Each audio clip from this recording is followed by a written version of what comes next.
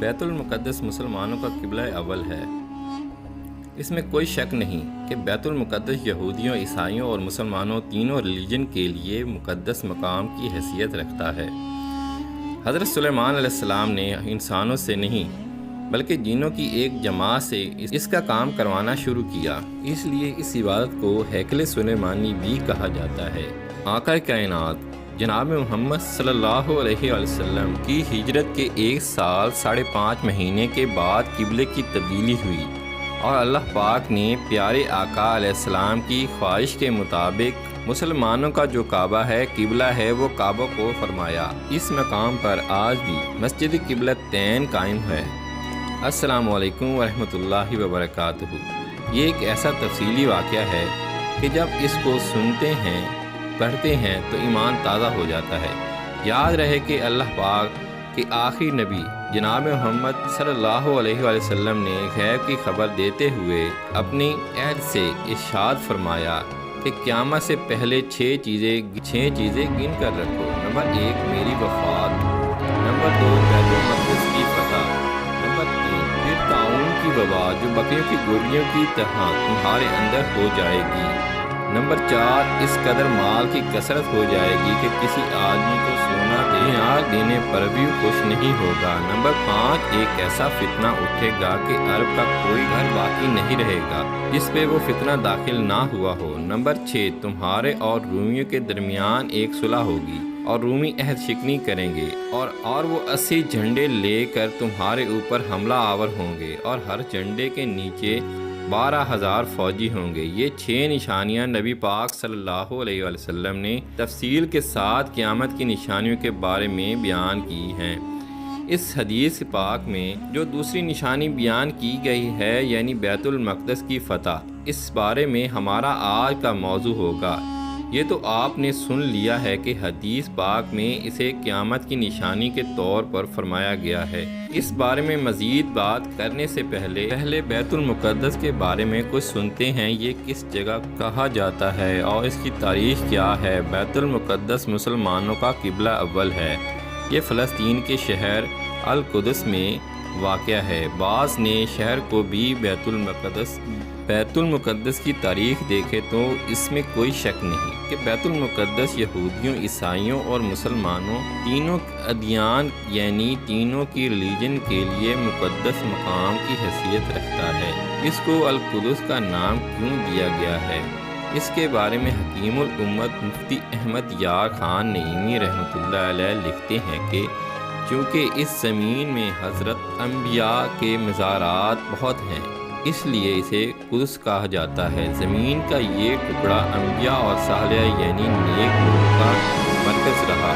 حضرت سیدنا سلیمان علیہ السلام کا مزار مبارک اور عالم اسلام کی مشہور و معروف مسجد اقصی بھی اسی شہر میں واقع ہے۔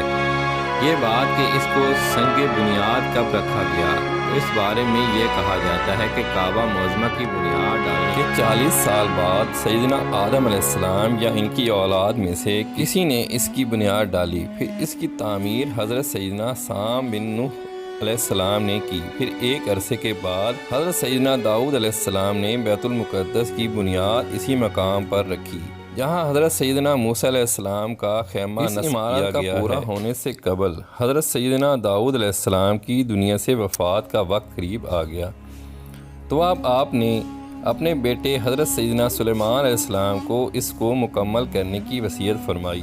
حضرت سلیمان علیہ السلام نے کمال کا انتظام کیا۔ آپ نے انسانوں سے نہیں بلکہ جنوں کی ایک جماعت سے اس کام کو کروانا شروع کیا۔ 1 سال کا کام باقی تھا۔ اب ذرا غور کیجئے کہ جنات تعمیر کر رہے تھے مگر آپ کے انتقال کا وقت قریب آ گیا۔ آپ نے غسل فرمایا، نئے کپڑے پہنے، خوشبو لگائی اور اس طرح تشریف لائے کہ عصا پر یعنی اپنی لاٹھی جو تھی اس پر ٹیک لگا کر کھڑے ہو گئے۔ ملک الموت حضرت عزرائیل علیہ السلام نے ان کا کام ہی روح قبض کرنا ہے، انہوں نے آپ کی روح اس حالت میں اسی عالم میں قبض کر لی۔ اب اسی طرح آپ عصا پر ٹیک لگائے کھڑے رہے۔ جی ہاں، دنیا سے آپ جا چکے تھے، وصال فرما چکے تھے، مگر آپ کا جو مبارک جسم ہے وہ عصا پر ٹیک لگائے کھڑا رہا۔ یہ اللہ کی شان ہے۔ حضرت سلیمان علیہ السلام کا یہ معجزہ بھی ہے۔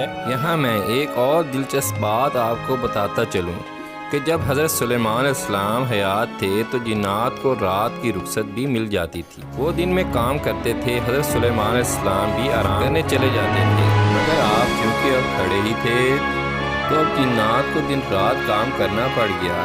ہر وقت آپ کھڑے رہے تو آپ سے اجازت مانگتے تھے، لیکن کسی میں ہمت نہیں ہوتی تھی کہ وہ اجازت مانگے، تو آپ سے اجازت بھی نہیں مانگ سکتے تھے۔ تو جنہوں نے 4 سال تک یک لخت جی ہاں دن رات برابر کام کیا۔ اچھا، حضرت سلیمان علیہ السلام جو ہیں وہ عصا پر کھڑے ہیں، نہ جسم میں کوئی تبدیلی آ رہی ہے۔ اللہ اکبر! یہ بھی اللہ کے نبی کی شان دیکھیں۔ اس کی تعمیر کی تکمیل چونکہ حضرت سلیمان علیہ السلام کے زیر نگرانی ہونی تھی، اس لیے اس عمارت کو ہیکل سلیمانی بھی کہا جاتا ہے۔